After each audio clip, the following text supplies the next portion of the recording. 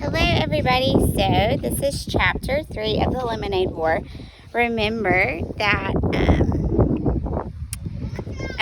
Evan got super upset with Jessie because Jessie was asked to jump a grade level, so next year she'll be in the same grade as as Evan, and I asked you guys how you felt about that, and I got some pretty funny responses, and it doesn't look like many of you would be excited if that were to happen. So let's start with chapter 3. A joint venture, which means 2 or more people join forces to sell a certain amount of goods or to work on a single project. When the goods are all sold or the project is finished, the joint venture ends. Your sister is really shut up, said Evan. Huh? Just shut up. She's okay. She's okay, so just shut up. You okay? Said Scott, holding up his free hand to show he meant peace. Evan was getting abused on both sides. The heavy cooler was banging against the inside leg with every step, and the plastic chairs were scraping against the outside leg. Bruised and bloodied, he thought to himself, all for the fun of hanging out with Scott Spencer.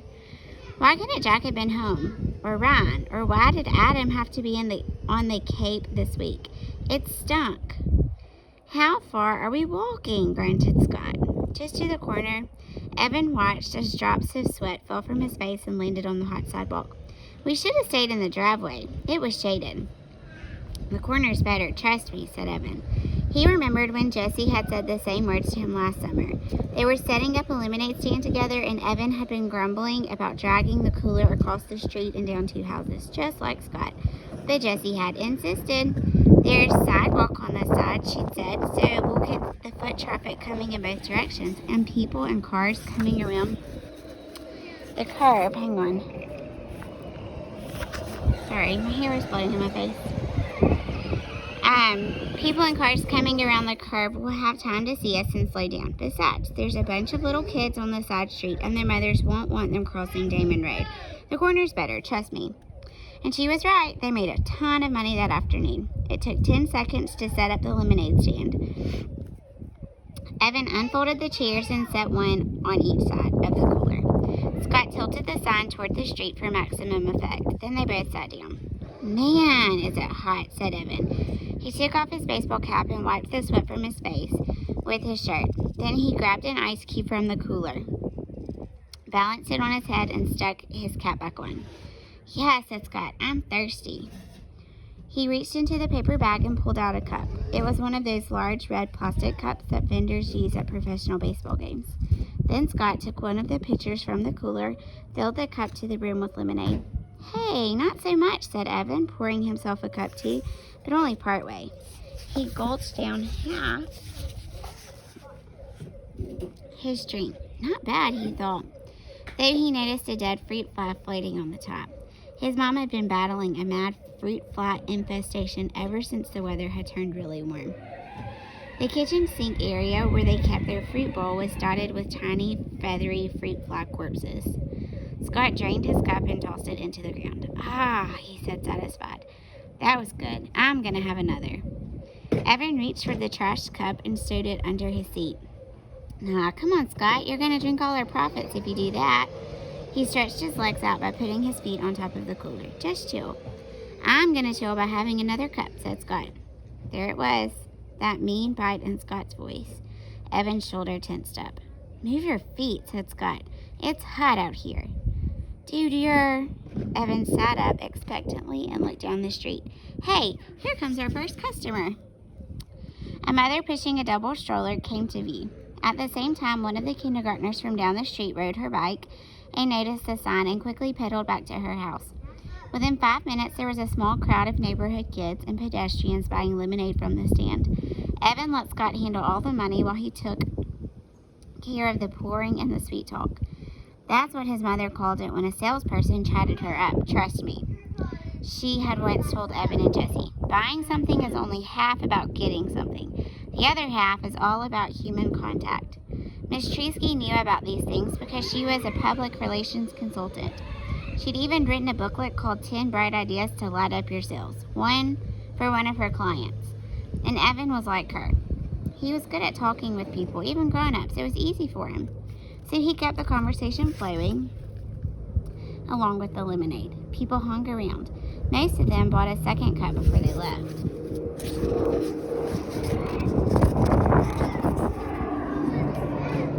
Evan was so busy he almost didn't know Jessie flying out of the garage on her bike and riding down the street toward town. Good riddance, he thought, but at the same time he wondered where she was going.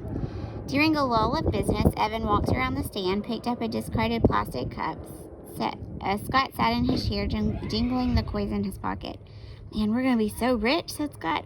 I bet we made $5 already. I bet we made 10. How much you think we made? Evan shrugged. He looked at the stack of used cups in his hand and counted the rims. 14. They'd sold 14 cups so far, and each cup of lemonade cost 50 cents. Evan heard Miss DeFazio's voice in his ear. Miss DeFazio had been his third-grade teacher, and she'd done everything she could to help Evan with his math. If one cup of lemonade sells for 50 cents and you sell 14 cups of lemonade, how much money have you made? Word problems. Evan hated word problems. And this one was impossible anyway. He was pretty sure the right question was 14 times 50. But how was he supposed to solve that? That was a double-digit multiplication. There was no way he could do a problem like that. And besides, some of the 14 people had bought refills that used the same cup. How many? Evan didn't know. Still, he knew they'd made a pretty good amount of money. That estimate was close enough for him. How much do you think we could make if we sold it all? Asked Scott. I don't know, said Evan. Maybe $20? That sounded high, even to him. But Evan was an optimist. Do you really think? Both boys looked in the cooler. 3 pitchers were empty. They only had a half pitcher left. You were pouring the cups too full, said Scott. You should have poured less in each one. You're the one who brought the huge plastic cups. You could fit a gallon in one of those, said Evan. Besides, I wasn't going to be chintzy. They're paying a whole $50 for it. They deserve a full cup. And anyway, we can just go home and make more. My mom has cans of lemonade in the freezer. So go home and make more, said Scott. Oh, yes, your majesty, oh, high commander, your infiniteness, why don't you go make it? Because I'm chilling, said Scott, leaning back in his chair with a stupid grin on his face. Evan knew he was just joking, but this is exactly why he didn't like Scott. He was always thinking of himself, always looking for some way to come out on top. If they were playing knockout, Scott always came up with a new rule that helped him win. If they were doing an assignment together, Scott always figured out a way to divide it so he had less work to do. The kid was a weasel, no two ways about it. But everyone else was out of town. Evan didn't.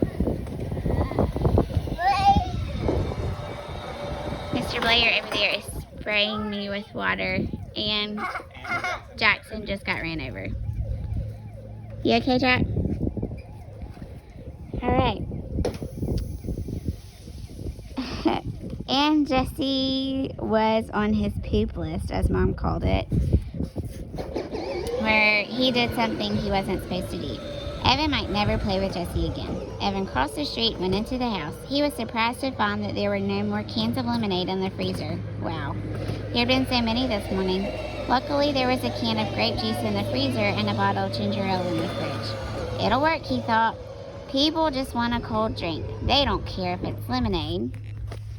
And that's where we're going to stop for today's part of the chapter. We'll finish up part 2 of chapter 3 tomorrow. So you'll have to find out what happened with the other cans of lemonade that Evan saw in the freezer this morning. All right. See ya next time.